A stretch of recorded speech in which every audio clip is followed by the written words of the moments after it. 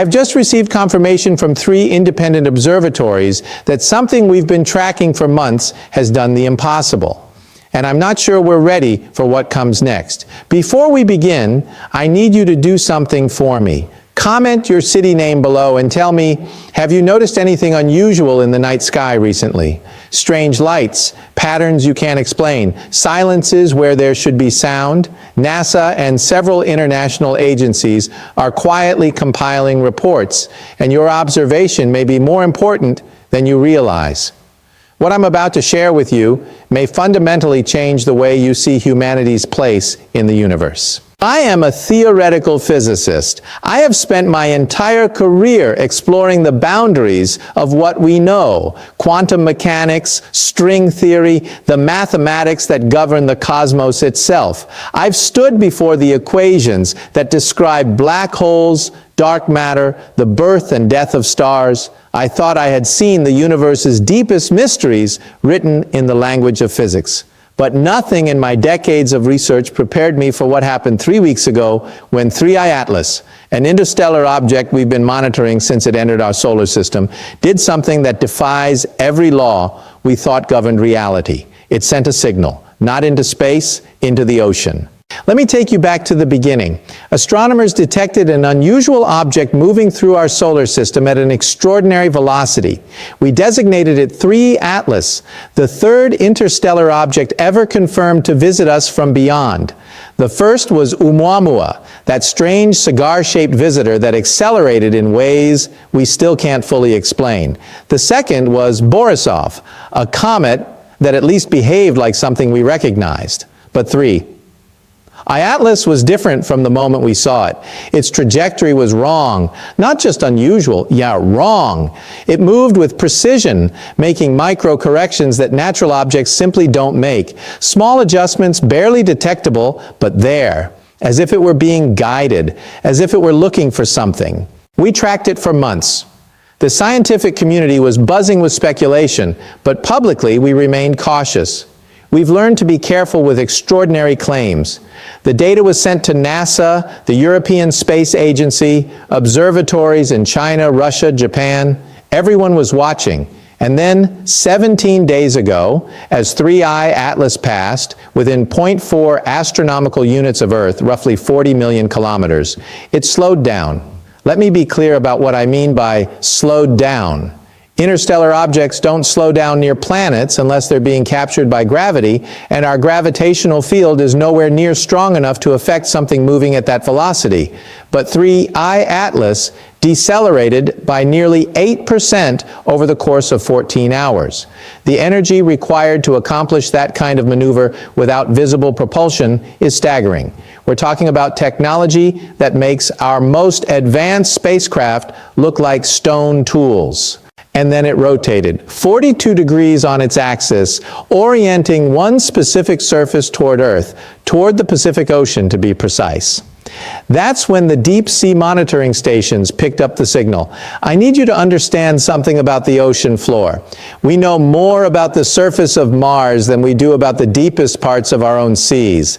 The abyssal plains, the Hadal zones, these are among the most unexplored regions on our planet. We have research stations down there, yes, listening devices, seismic monitors, equipment designed to study underwater volcanic activity and tectonic movements. But they also listen for other things we don't talk about publicly. The signal that erupted from a location in the Pacific nearly 7,000 meters below the surface was not seismic. It was not geological. It was structured, mathematical, pulsing with a complexity that made our computer scientists go pale when they saw the initial analysis. And here's what made 3 separate governments go into emergency classified sessions. The signal was responding to 3I Atlas. The object in space was calling to something beneath our ocean. And something down there was answering back. I received the classified briefing on a Tuesday morning. I was at my office at the City College of New York when my phone rang. A number I didn't recognize, a voice that identified itself as calling on behalf of a joint NASA and NOAA task force. They wanted me on a secure video conference in 30 minutes. When I logged in, I saw faces I recognized: astrophysicists, oceanographers, linguists, cryptographers, military officials. Everyone looked exhausted. Someone had clearly been working around the clock. The data they showed me was extraordinary. The signal from 3I Atlas was a series of electromagnetic pulses in an extremely low frequency range, something that could penetrate ocean water effectively. But the pattern was what stunned us all. It was mathematical. Prime numbers at first, which is the universal calling card of intelligence, the way we ourselves have attempted to signal extraterrestrial civilizations. But then it evolved into something far more sophisticated: fractal patterns, quantum states encoded in the pulse timing, information density that suggested whoever or whatever was transmitting possessed an understanding of physics that went beyond our current models, and the response from the ocean floor matched it perfectly, like two parts of an ancient conversation resuming after an impossibly long silence. One of the oceanographers, a woman from the Monterey Bay Aquarium Research Institute, pulled up sonar imaging of the region where the signal originated. At first it looked like an underwater mountain, a seamount, nothing unusual. But then she showed us the processed images, the ones where they'd filtered out the natural rock formations and sediment. Beneath layers of biological material and mineral deposits, there was a structure, geometric, too precise to be natural, roughly 3 kilometers across, partially buried in the seafloor, but clearly artificial. "How long has that been there?" someone asked. The oceanographer's voice was barely above a whisper. Based on sediment accumulation rates and the biological growth patterns, minimum estimate is 65 million years. 65 million years, the same time frame as the Cretaceous-Paleogene extinction event, the asteroid that killed the dinosaurs. Except now we had to ask ourselves, was it an asteroid or was it something else? Something that buried itself in the ocean floor and went dormant, waiting for a signal from space to wake it up again? I've spent my career thinking about advanced civilizations, the Kardashev scale, which classifies civilizations by their energy consumption. Type 1 harnesses the energy of their planet. Type 2 harnesses their star. Type 3 harnesses their entire galaxy. Humanity is currently at about 0.7 on that scale. We haven't even achieved Type 1 status yet. But if something created that structure 65 million years ago and is still functional, still communicating with interstellar objects, we're dealing with a civilization so far beyond us that we might be incomprehensible to them, not as enemies, not even as primitives, but as something more like bacteria. Interesting, perhaps, in a biological sense, but not relevant to their actual purposes. The briefing continued for 3 hours. Theories flew around the virtual room. Some suggested this was an ancient monitoring station, that Earth has been under observation for millions of years. Others proposed something more unsettling, that the structure was a marker, a beacon indicating that this planet had been claimed, quarantined, or set aside for purposes we couldn't begin to understand. The most disturbing theory came from a SETI researcher who suggested that what we were witnessing wasn't a message between two separate intelligences, but rather one distributed intelligence checking in with itself. That 3I Atlas and the ocean structure were both components of the same vast system, a network that spans star systems, perhaps galaxies, and that we've been living on a node of that network without ever realizing it. Think about what that means. Every step of human evolution, every civilization we've built, every thought we've had about our uniqueness, our special place in the cosmos, all of it potentially occurring on a planet that was already occupied, already serving a function in some incomprehensible galactic architecture. Then something happened that I still can't fully process. On the 4th day of the signal exchange, it changed. The pattern from 3I Atlas became more complex, and the ocean structure responded in kind. Our cryptographers worked feverishly to decode what they could, and late on that 4th night, one of them, a brilliant young woman from MIT, came running into the operations center with printouts covered in mathematical notation. She had found something. Embedded in the signal was what appeared to be a schematic, not of technology exactly, but of space-time itself. It was showing us how to fold dimensional space in ways that our current physics says is impossible. Shortcuts through the universe. Not faster than light travel in the traditional sense, but something more elegant. Paths through reality that simply bypass the normal limitations of distance. We were being shown how they move between stars. And more than that, we were being shown that we've been living in a universe with hidden doors, and we never knew to look for them. But here's what terrified me most. Along with the schematic was a sequence that our linguists interpreted as a question. It's difficult to translate something when you don't share any common reference points, but the mathematical structure suggested inquiry, a probe for information. And the question, as best we can understand it, was this: has it emerged yet? Has what emerged? They're asking about something. Something they expected to happen here. Something they've been waiting for. I spent that night unable to sleep, staring at my ceiling, running through every possibility. What could a civilization millions of years more advanced than us be waiting for on Earth? What could be significant enough that they'd leave a monitoring station here for 65 million years? And then it hit me. They're not monitoring the planet, they're monitoring us, humanity, or more specifically, they're monitoring for something that humanity might become. Consider the timeline. 65 million years ago, the dominant life forms on Earth were eliminated in a mass extinction event.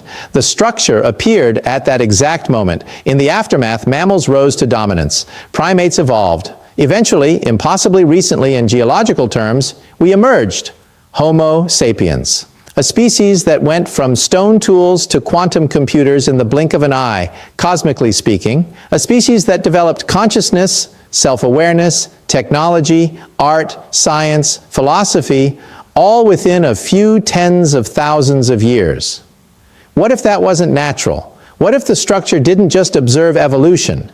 What if it guided it, influenced it? Not directly, but through subtle manipulations over millions of years, creating conditions for a specific outcome. We might be the experiment, the entire human species, everything we've built, everything we think we chose. It might all be part of a process initiated by an intelligence so vast we can't even perceive its boundaries. The signal exchange continued for 9 more days. Then, as suddenly as it began, it stopped. 3.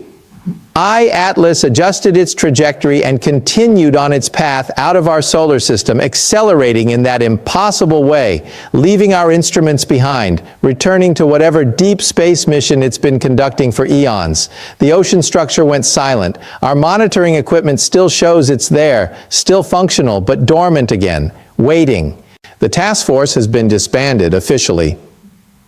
Publicly, this never happened. The data has been classified at levels that make top secret look quaint. The few dozen people who know the full story have been asked, not ordered, but asked, to remain silent while governments and scientific institutions try to figure out what any of this means.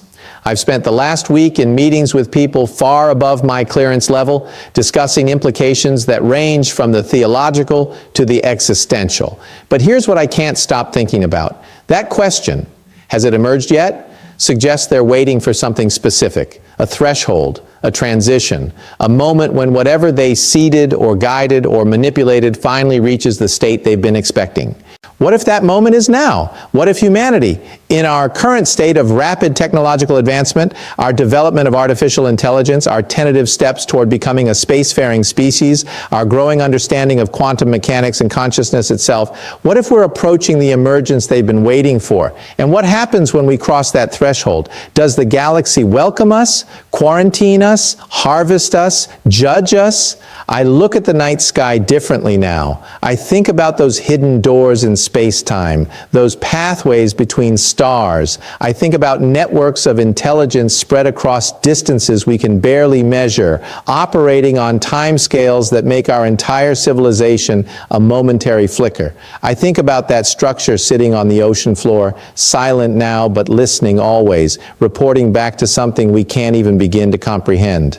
There's a philosophical question I've pondered my entire career. Are we alone in the universe? I've always believed the answer was no, that the sheer scale of the cosmos made it mathematically improbable that we'd be the only conscious beings. But I imagined first contact differently. I imagined equals meeting, exchanging ideas, learning from each other. I never imagined this, the slow, creeping realization that we've never been alone, that we've been observed and possibly shaped by forces that view us the way we might view a petri dish culture that's finally producing interesting results. The optimist in me wants to believe we're on the verge of something magnificent, that whatever emergence is being waited for represents humanity's graduation into some larger galactic community, that all our struggles, our growth, our slow, painful climb toward wisdom and understanding, that it's all been leading somewhere meaningful. But the physicist in me knows that nature is indifferent to our hopes. Evolution doesn't care about fairness or meaning, it only cares about what survives. And if we're part of some vast experiment, there's no guarantee we'll like the results when the experiment concludes. I'm reminded of something I once wrote about consciousness, that it might be the universe's way of knowing itself. If that's true, then perhaps we're not separate from whatever intelligence has been watching us. Perhaps we're part of it, a localized expression of something much larger, finally reaching the point where we can recognize ourselves as part of that greater whole. Or perhaps we're something else entirely, something unexpected, even by the standards of beings who can traverse galaxies and manipulate the fabric of space-time. Perhaps the real emergence isn't what they're expecting at all. The channel of communication remains open, technically. We have the equipment aimed at that spot in the Pacific, listening constantly. We're tracking every object that enters our solar system with new urgency, new understanding. And we're preparing for the possibility that 3I Atlas might return or something else might arrive, and next time the conversation might not remain beneath the ocean's surface. Follow this channel as we continue decoding the universe's final warnings, because I believe we're approaching a moment of profound transformation, whether we're ready or not. And what happens next may determine not just humanity's future, but our right to have a future at all. So I'll leave you with the question that keeps me awake at night, the question that I hope you'll consider carefully and share your thoughts on in the comments below. If we are the emergence they've been waiting for, if humanity is on the verge of some cosmic metamorphosis that will determine our place in a universe far stranger and more populated than we ever imagined, then what are we becoming? And more importantly, what will we find waiting for us when we finally become it? Claude is AI and can make mistakes. Please double-check responses.